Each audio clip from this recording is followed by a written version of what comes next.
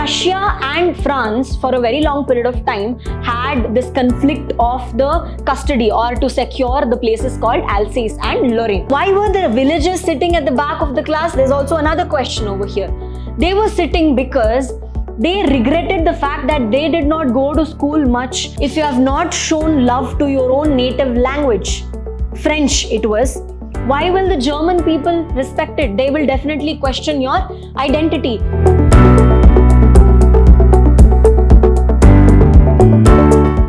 As funny as it may sound, your first lesson from the textbook Flamingo is named as the last lesson. Hello and welcome to your first lesson from the textbook Flamingo named as the last lesson. I am your English teacher from your prep school English classes, Kshama. Let's waste no time and dive deep in understanding what is there in this session for us.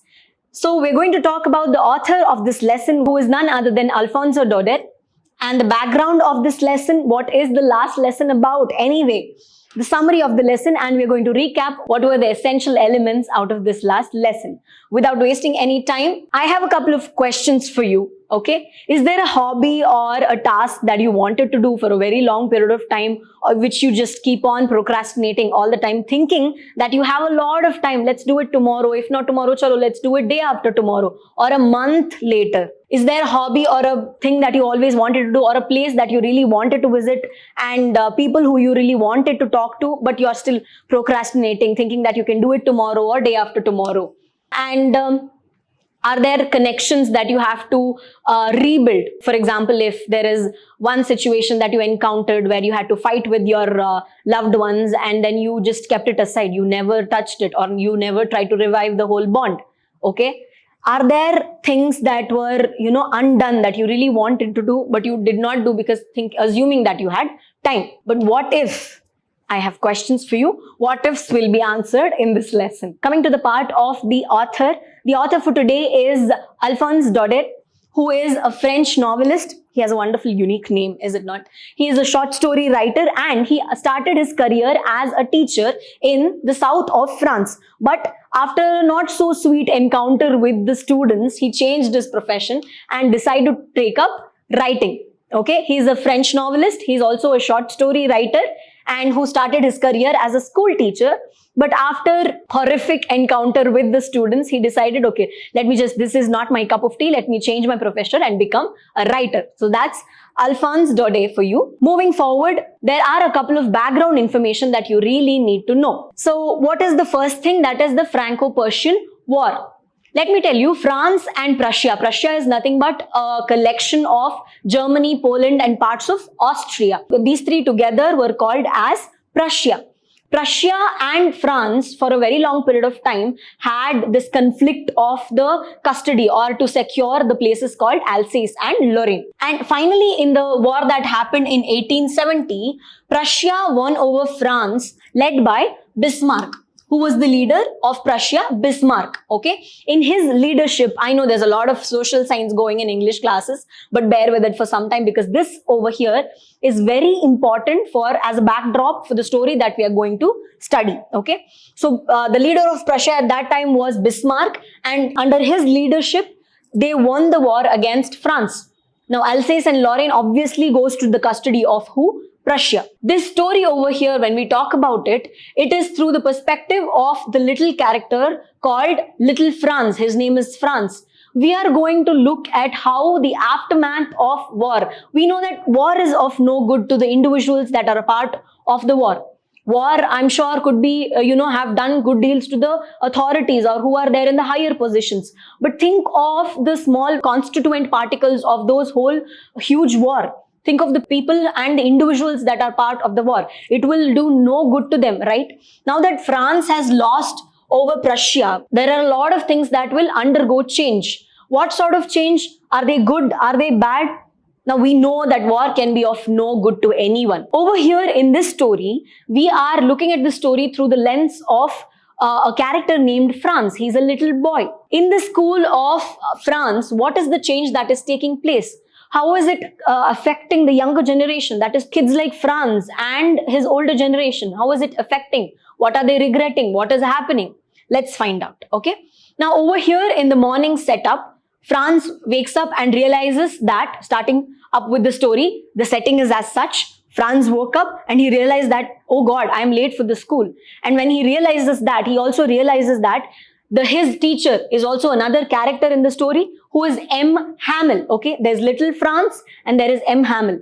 Little Franz woke up and realized that I'm late for the school, I have to run. But he also realized that M. Hamill had asked him to study about participles. He was about to ask questions about participles, okay? And little Franz, on the other hand, had no clue. He did not know head and tail of what participles were.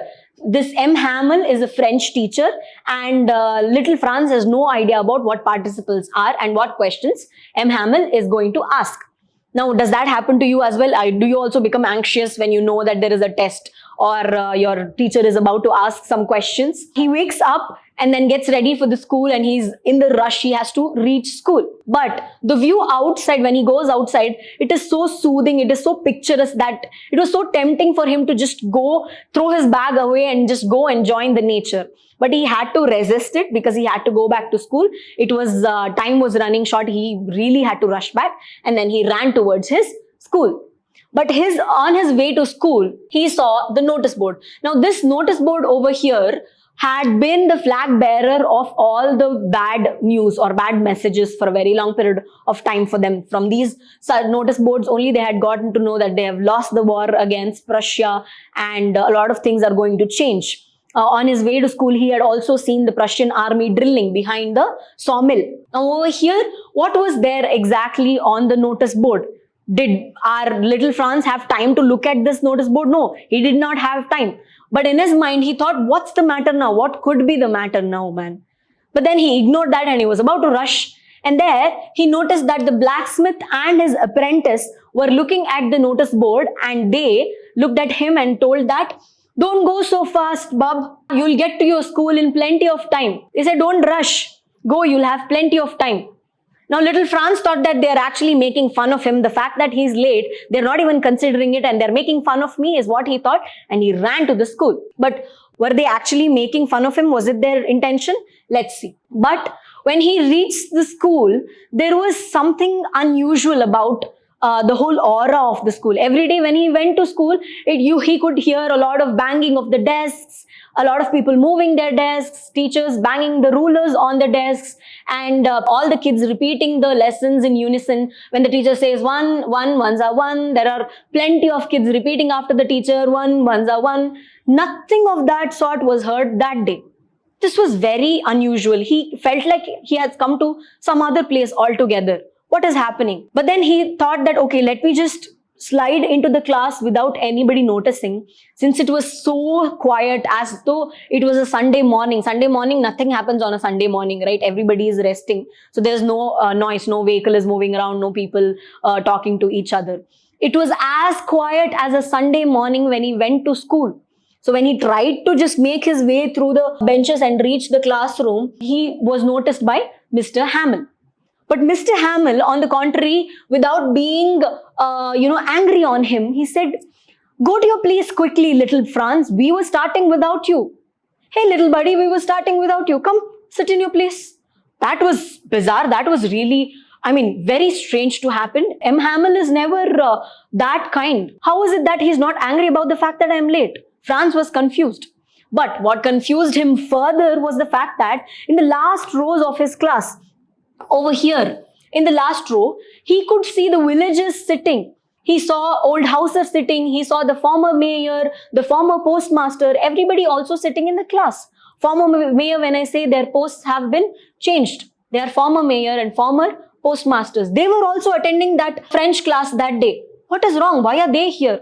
He had a lot of questions. First up, what was the matter on the notice board? He didn't have time to check the notice board, and were the blacksmith and his apprentice making fun of him? And why is M. Hamill so kind today? Why are there villagers at the back of the class? What is happening? Franz had a lot of questions, and then his teacher, M. Hamill, reveals all the secret. What is it that in the atmosphere that day? What is the air of secrecy that is there in the atmosphere that day?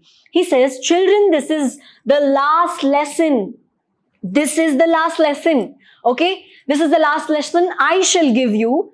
The order has come from Berlin. The order is passed from Berlin that in all the schools of Alsace and Lorraine, Germany has to be taught and not French. So the new German teacher will come from tomorrow. That's the reason it is the last lesson on French class given by M. Hamel. Now that answers all the questions that who had in mind? Our little Franz had in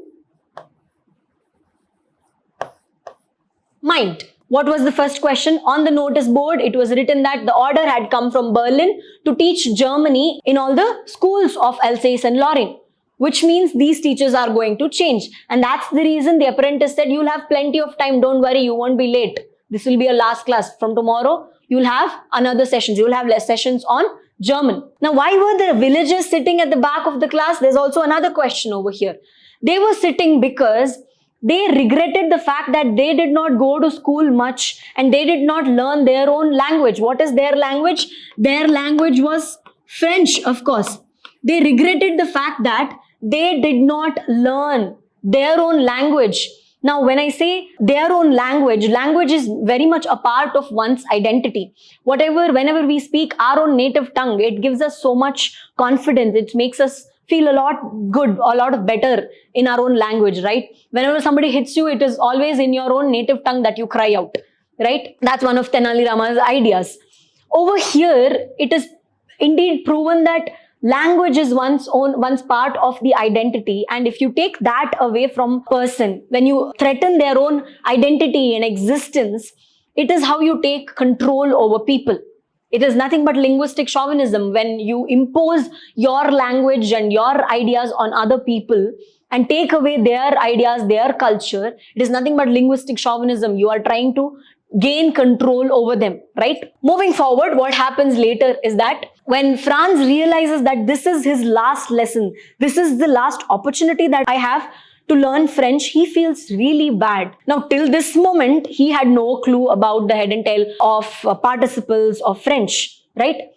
Remember the questions that I asked you in the beginning about having to speak to the people you haven't spoken to, developing the hobby or visiting the place that you really wanted to visit. What if you can never visit them again? You can never talk to them again. If there comes a situation like that, what will you do? Now, standing in the same position is our little Franz, and he asks himself, so this is my last lesson? I have not learned anything. What do I do about this? He also, just like the villagers, regrets the fact that he has not paid attention. He has not learned his own language, the part of his identity as he realizes now. And then M. Hamel asks the students to recite a couple of poems and recite all the participles. Then he straight away comes to little Franz and asks him to recite the participles. But when little Franz stands up with the book, he doesn't know anything about it, right? He doesn't know how to read. He just fumbles the pages and tries to read something. Nothing comes out of it. He really wanted to read genuinely, but he could not read. Does M. Hamel scold him at that point of time? What does he do then? Then he says, I won't scold you, little Franz. There's no point of scolding you. Why does he not scold him? Whenever you are not able to read a lesson or not able to do something, you're obviously scolded by somebody, whoever has asked you to do it, right? Be it parents or teachers. Why have you not done it? People will definitely ask you the questions, ask you reasons for it.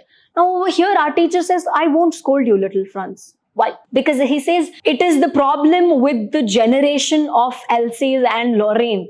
It is a problem with us, generational dysfunction that we had with regard to our concern about language. What have we done with our language? We have neglected it. We have taken it for granted. Alsace and Lorraine, when he says, that's the great trouble with Alsace, that she puts off learning till tomorrow. What happens? The villagers and the elders thought we'll have plenty of time. We won't go to school. We know the language anyway. It's okay. Nobody cared about it at that time. Okay. Even this teacher, for that matter, with his 40 years of experience, he also did not bother very much to teach the kids each and every word, right? Whenever he wanted a leave or he wanted a holiday, he gave the students holiday as well. And he went for fishing, he went to gardening and wasted his time like that. Now, without wasting that time, they could have actually put it all in constructing themselves, constructing their linguistic abilities and also, helping the younger generation in developing their language skills. but they did not do it. Those fellows out there, now this is a very important part. We saw that M. Hamill did not scold him. He said, it's okay, it's not a problem with you. We also made a mistake. Parents did not pay attention to the children speaking their own tongue. They did not understand the essential importance of the native tongue. They were like, it's okay to neglect it. They took it for granted. The villagers and the elders also took it for granted. I, as a teacher, I also took it granted. I also did not care about teaching the same to you, right? Now, when that is the case with us, when we ourselves don't have unity, or when you yourself don't have love about your own country, your native tongue, why will the Germans have it? The Germans will definitely have the audacity to question you. What sort of Frenchman are you? How can you call yourself Frenchman when you don't know your native tongue? They will question our linguistic identity because they will have the right to. We ourselves have not respected our own language. Why will they respect it? It's true, right? If you don't respect yourself, if you don't love yourself enough, then why would you expect others to do it? Similarly, if you have not shown love to your own native language, French it was, why will the German people respect it? They will definitely question your identity. Those fellows out there will have the right to say, how is it that you pretend like Frenchmen and yet neither you can speak nor you can write your own language? They will have the right to ask. M. Hamill is regretting all these things. He's feeling pity and bad about the condition of Alsace and the fact that he could not contribute it to make it any different, right? He had the chance to make a difference, but he did not do it. And he blames himself. I also have to be blamed at this point. Later on, he goes on to define this last chance of his. He wants to use it to the fullest potential. He wanted to give all that he had. So he started explaining about how French is one of the most beautiful and most logical language that exists. And tells that if one can speak his own language, he always has a key to his own prison. I mean, if somebody tries to put you inside a prison and tries to control you, tries to burden you with the linguistic chauvinism, if you know your language, it is like the key out of that prison. You can come out of that prison anytime when you have your linguistic identity intact. Okay, that's what our M. Hamill says over here. And then he goes on to teach all the grammar and a lot of texts, a lot of prose that particular day. Okay. Then when people are enslaved, as long as they hold fast to their language, as I told you, it is as though they have a key to their prison. When you hold on to your own language, your own identity, it is as though you're free. Although inside your prison, you are free. Correct? Then, now there's a thought that comes in the head of little Franz, which is like, it is true that the Germans are going to impose their language on us. Okay, they're going to make us speak in their own language. But what about the birds and animals? Will they be able to make the birds and animals also sing in German? Which shows us the limitations of linguistic chauvinism. When you try to impose your rules and regulations, there is always restrictions, boundaries to your rules and regulation. You can't control anything beyond a point, right? It shows, this sentence over here shows the limitations of control. Even though you're trying to control something, it also has its own limitations. You can't make the birds also sing in German, can you? That's what little Franz thinks about. Now, M. Hamill at this point, when he has taught all the grammar, prose, poetry, whatever that was possible in one session, he's actually sitting and looking at, he has, fixed his gaze over the garden that is there outside. He has spent many years, putting all the seeds and trying to grow all the flowers and plants and everything. He is fixing his gaze on the classroom and outside the classroom on the garden, as though he's trying to capture all the moments in his head. Because why?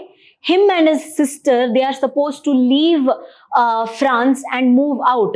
He will no longer be able to teach French. Him and his sister, they have been asked to leave. The children could also hear his sister packing all the bags upside in the first floor. Okay. And he was busy taking mental pictures of the classroom and outside the classroom, even the garden. He was busy doing that. But at the end, when it was time, they could hear the Prussian trumpets. It started beating. And then the clock struck 12 at the church. It was time for him to go. He wanted to say a lot of things. He wanted to convey a lot of things. But then all he did was he went to his board and wrote He tried saying, my friends, I really have to, but then he couldn't say it. And then what did he do? His helplessness came out in the form of him writing this on the board. What did he write? He wrote, Vive la France, which means long live France. He went to his board with the helplessness that he had. He wrote, long live France. That's all he could do. He wrote that and he went away. Now in this lesson, what did we see? We saw in the first person, the child narrators. It is the child who tells us the story, right? So it is the child narrator who tells us who is also the future of France. Whatever that is going to happen with France, the child narrator will be the spectator to it. He is going to witness it and live it. And it is amazing to get this perspective because he will be able to tell us what has happened, what is happening, and what will happen as well. All three times he will be able to tell us. About the limitations of linguistic chauvinism, we saw how they cannot make these birds also sing in German, of course. Then there is generational dysfunction. All these generations are to be blamed with regard to neglecting their own language. Generations have failed. His parents, his grandparents, villagers, teachers, they have all failed in realizing the importance of their own language, their own native tongue.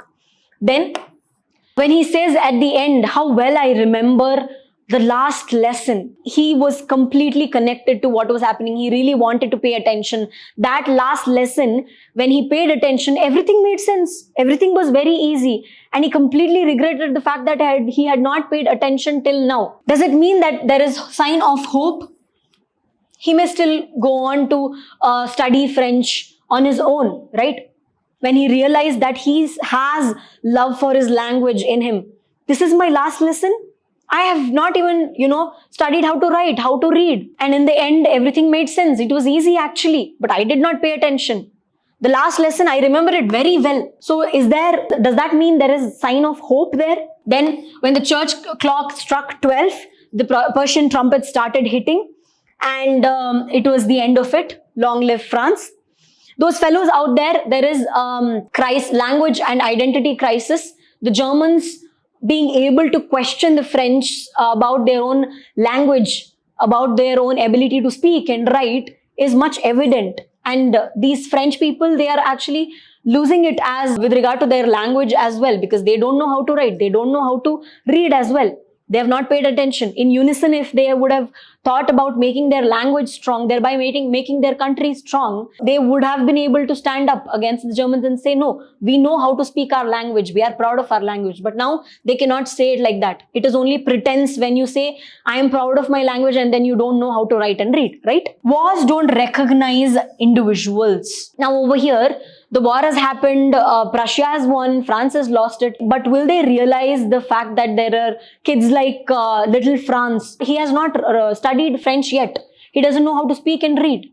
Will it care about little Franz? Little Franz is only a little micro particle in the entire system of war and rage and everything, right? Wars don't care about individuals. They only care about the mass impact that it has. Nothing else, right? So having a quick recap about this entire lesson, we see there is the character, the child narrator. Franz woke up and he is late for the school. So he starts rushing. When he's rushing, the view outside is so tempting that he wanted to just, be one with the nature, but he did not have time for that. He resisted and then ran to the school. While he ran to the school, he saw the Prussian army drilling. In the backdrop, we know that France and Prussia had a Franco-Persian War in 1870 and France has clearly lost, which means Prussia has taken control over Alsace and Lorraine. Now, there is an order that has been released that German has to be taught in the schools of Alsace and Lorraine and not French. Now, French is, of course, the native language of French people. How can that not be taught? Now, our little Franz has no idea about it. He is running to the school and on his way, he sees a notice board and a lot of people have gathered around the notice board. Their blacksmith and his apprentice, they call out Franz and say that you'll have plenty of time, bub, don't run. But then Franz thinks that they are making fun of him. Only when he reaches school, observes all the unusual scenario, quiet scenario of the school, which is very unlike the regular setup of school, he realizes that M. Hamel is taking the last lesson of French which Franz regrets because he has not studied anything about French. He doesn't know anything about it, doesn't know how to read, doesn't know how to write, forget about anything regard to the rules of the participles. But when he is asked to recite the participles, he really wishes that he could, but he cannot read the participles. Then the last session, our teacher M. Hamill tries to give as much as he can and teaches all the grammar, prose, poetry, as much as he could. He gives it to that class and says that it is me also to blame along with the parents and the elders of this country that we have put it for tomorrow to read and to learn. Alsace has put it for tomorrow. That's the problem with us. Whenever I wanted leave, I gave you holiday. I went around to fishing. I went around to gardening. But I did not spend time. Whenever I had the opportunity at hand, I did not use it. That is my mistake as well. He regrets it. Later on, after that session, Franz thinks, will they make the pigeons also sing in German? Can they impose this linguistic chauvinism on the animals and birds too? So that talks about the limitations of control that exist. When it is time, clock strikes 12 and it is time for M. Hamill and his sister also to leave. Then without, with his a lot of helplessness and a lot of regret, he goes to the board and writes, Vive la France, which is long live France. M. Hamill is leaving. It's time to go. The school is dispersed. You may go, is what M. Hamill says. Now, how would you feel if you were a part of a war and if you realize that your place is lost and you will no longer be able to speak your own tongue, talk to your own people, have the teachers that you had? If your school is changing, your teachers are changing, and you will no longer be able to speak and express yourself in the language that you've always done it in the language that you're always used to talk and express in, how will you feel it? Okay? Think about it, try to be in Franz's position and understand the whole situation over here. We also understand how war is not a solution. It also always gives rise to many problems such as this one over here. This also had a lot of problems, a lot of issues that one has to deal with, the aftermath of war. Now, I'm sure this crisp lesson, war and aftermath of war and how it impacts language, definitely made an impact on you.